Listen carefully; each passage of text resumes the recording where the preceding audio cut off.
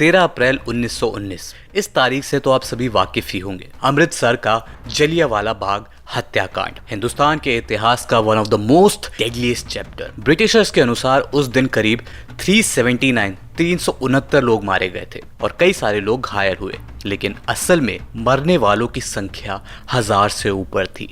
उस जमाने में आप इंडियंस की जान की कीमत के बारे में सोचिए। 10-15 मिनट में इतने लोगों की जान ले ली गई और जिस शख्स ने ये किया उसे कोई सजा नहीं दी गई, केवल उसे इंडिया में उसकी पोस्ट से रिजाइन करवाया गया। साथ ही ब्रिटिश क्राउन ने उसके एक्ट को मिस्टेकन बताया और उस पर कोई क्रिमिनल चार्जेस नहीं लगाए। हाल ही में ब्रिटिश पार्लियामेंट में जलियांवाला बाग हत्याकांड को लेकर एक मुद्दा उठा, जब ब्रिटिश सांसद बॉब ब्लैकमैन ने सरकार से कहा कि 106 साल बाद ही सही, लेकिन कम से कम ब्रिटिश सरकार को जलियांवाला बाग में किए गए हत्याकांड के लिए माफी मांग लेनी चाहिए।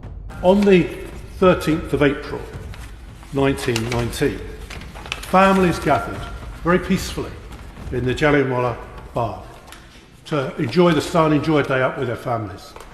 General Dwyer, on behalf of the British Army, marched his troops in and ordered his troops to fire on those innocent people until they ran out of ammunition. The anniversary of this will be on the 13th of April this year when we're in recess. So could we have a statement from the government admitting to what went wrong and formally giving an apology to the people of India?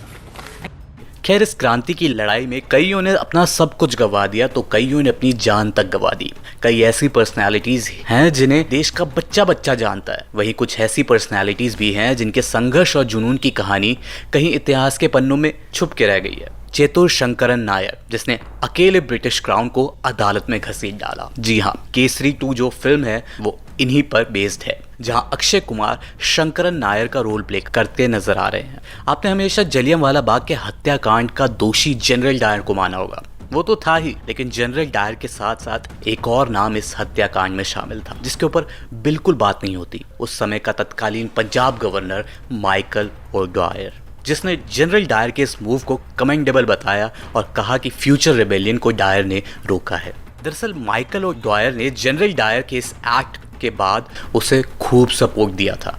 Michael O'Dwyer as the lieutenant general of Punjab British colonial rule का civil head था। General Dyer एक military commander था जिसे Michael O'Dwyer ने ही अमृतसर भेजा था law and order control करने के लिए। हालांकि हुआ वही जो हमेशा से ब्रिटिश राज में चलता था। ब्रिटिश सरकार ने माइकल ओडायर के फेवर में केस का फैसला लिया और सी शंकरन नायर को एक भारी रकम पेनल्टी के तौर पर भरनी पड़ी।